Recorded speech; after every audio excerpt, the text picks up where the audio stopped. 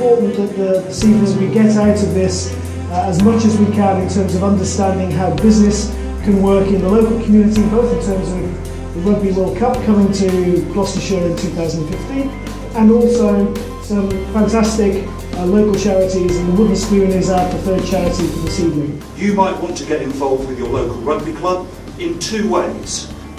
Firstly, obviously it's a great opportunity to hold a big social event around the World Cup, around matches and things like that, where you can entertain your guests and things like that. If you're members, as many of you are, of rugby clubs, you know, just think about how you can use your rugby club in that revenue. Great, thanks very much. And you mentioned that you passed some information to Nadine and I. So what I'll do, because we've got some hospitality businesses in the room tonight, tomorrow I'll send out an email with copying all the links that you kindly shared with us. So anybody who wants to get involved, just follow those links. A local rugby club. And those, oh crikey. I should have, it would have been easier to say, put your hands up if you're not, because that's fantastic. Okay, that's really what we want to see. And there were a group of 4 supporters in a bar in Dublin, and they were presented by some Irish supporters with a wooden spoon. So they decided on the way back, what the hell do we do with this wooden spoon? And they thought they'd organise a golf day, and the last person or whatever would be given the wooden spoon. And they organised a charity golf. Clearly there's going to be a lot of visiting fans coming to England next year. We've got matches at the Millennium Stadium down in Wales, which is not that far away, and there are 4 matches at Kingshead of the 2 towns and the surrounding areas. They'll be able to play of evenings, public tournaments and things like that, and it's going to fit in with the sort of lifestyles they now have. So there's one part of legacy, and I think the other part of legacy is obviously to do with people. And the World Cups that have always been in this country, you probably saw the increase in participation and interest. If you remember back to 91, when actually we started our mini and youth system in this country, 2003 there was a big expansion, and 2015 should bring the same interest as well. So what we want to do is bring a lot more participants into rugby clubs. Players, administrators, supporters, doesn't matter what their interest in rugby is, to strengthen those rugby clubs. And in particular, we're looking at 16 to 24-year-olds. The youngsters will come on. And the charity was formed. And since then, we've raised £20 million through projects in our regions, and that's how this year, I'm delighted to say, as of the end of March, we raised sufficient money to support 4 projects, all in Gloucestershire, and they're a wonderful local charity, and we're building a new outside play area. And finally, we've raised £2,500 for a sensory wall at Winchcombe Special School, Winchcombe Playroom. So I'm delighted. We don't actually raise 75,000 in any one year, but this year we did raise over £40,000. We've had some serious business answers, we've had some very serious charity questions. Now here's the tricky one. You're on the council of the RFU, 2015, are England going to win? Well, of course, it's the simple answer. That's the simple answer. I think I should say something first of all. Stuart Lancaster has brought the team on a fantastic journey in the last 2 years, and since that 2011 debacle, he's done much for that team, and the team is now integrated with them. They're in a fantastic place, but by 2015 they are not going to be at their peak, but they've got the advantage of playing at home. So actually they've got a fantastic chance of winning the World Cup. They've got hard-pull games against Wales and Australia, but they can win those games. But I think what is important, whilst they could win the World Cup in 2015, that side, by 2019, the next World Cup, will only be, on average, 28 years of age.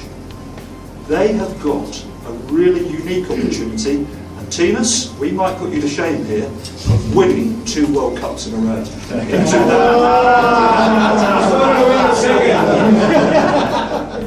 One of these things, all different things started to roll, and then I realised that you know, I've got a limited time where I can run around in a tracksuit and trainers. We do get older and we start recovering from rugby and from injuries so much longer. Ask Bruce, and when it's pricey, we played for the old Pats the other day in a veterans game, and I'm still hurting, and that's 4 weeks after. So I've realised that I've got to start looking at a longer term opportunity that can give me a longer lifespan in terms of business. So I got involved with the local recruitment company Adjacency in Cheltenham. So yes, it's been tough because it's you live in this bubble for 14, 15 years. I mean, Clive, Hitman, they've all been there, and then the next moment you wake up, no one's phoning you for a coffee to come around, there's no change room banter, you just wake up and you're all on your own and you think, how am I going to pay the bills at the end of the month? They don't have any experience of the business world or student life or anything like that, to be fair, and all their focus is solely on rugby. And it's like that, you get tackled from the wrong angle, tear your knee up, and a lot of these guys can't come back, and they might be 24, 25, 26 years old. So there's a real focus on player welfare and educating players for future life after rugby. Look, you're invincible, you're bulletproof. It's all about rugby. At that stage, it's, you know, all your attention and focus is on getting as far as you can as rugby, and I think it's essential for especially clubs to really drive that, and businesses to volunteer and offer their services. At the end of the day, the players will always be difficult to convince, but you know, a lot of the clubs are now starting a bit of a duty of care towards their players. We've recognised now, you know, rugby is only a relatively young professional sport. Once it went, as soon as it went professional, a lot of the focus was on performance. You had to be out there every day of the week, you know, 5-6 hours a day. You've got to be out and involved in rugby. And I think now, for the first time, they're starting to realise how are we going to care for our players afterwards, because there's a high turnover of players now. Guys are getting injured, careers are getting shortened. How are we going to look at these guys afterwards? You look at studies being done, especially in NFL, Premiership football that's been professional for so much longer. You look at the rates of depression, suicide, bankruptcy. You know, it's a real concern for these sports that's been there longer. I've been down to Bristol to speak to Suzanne and Ben about, you know, a lot of this transition stuff, and they said, look, we had all the support and suddenly it was taken away, and that's where local businesses through the RBN can really help and build those connections with the club.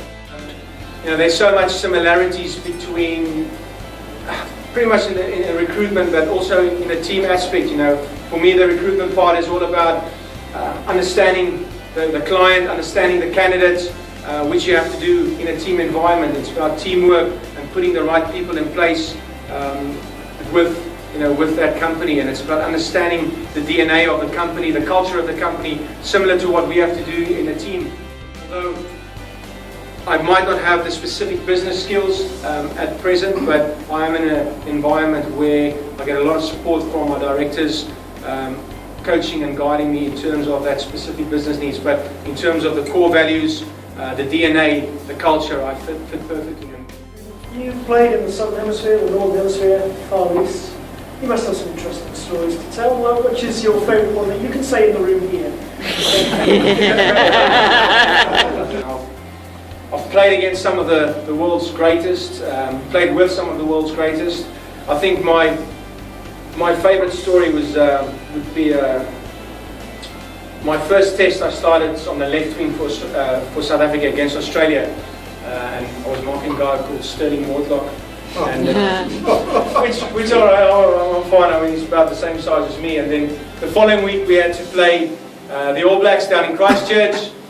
Big Jonah was back and in blistering form, and my coach came up to me because we had a smaller, agile wing on the right, and he said, Thinus, can you move over to the other side? You've got to meet, got to go and mark Big Jonah. You big and strong. I said, yes, of course I am. And so I said, yeah, of course, coach, I'll do it for the team. So I moved over. And this Wednesday, this is actually a bit embarrassing, but this Wednesday, it's media day, and all the journalists are there, and they're asking the questions, the photographers, they're doing interviews, and they say, look, can we have an interview with you? You've had a good Super Rugby season. Can we have a bit of a chat? I said, yeah, so done great, done well, brilliant, brilliant. You're marking Jonah. What are you going to do? And stupidly, I'm terrible at telling jokes, and I've decided I'm going to crack this joke. And I said, well, we're all very fond of hunting in South Africa, and hopefully someone will bring their hunting rifle to the stadium, because there's a lot of South Africans there. Why would you say that? Why? And maybe someone can snipe him or something. Why would you say that? Usually this is when you're 25, 26-year-olds and you're bulletproof. And then I just said, look, a bit more specific, you've got to cut down his space, turn him around and stuff like that. So Friday night came, it was the news, and then it was after the news, it was the preview of the big test tomorrow. They showed all the interviews, and then they showed my little stupid little interview. And they said, well, this is what Thinus Delport has got to stop tomorrow. And they showed Jonah running in slow motion. And if you've seen him run in slow motion, you know what I mean, and it's just muscles everywhere. And then they morph his image into a rhinoceros.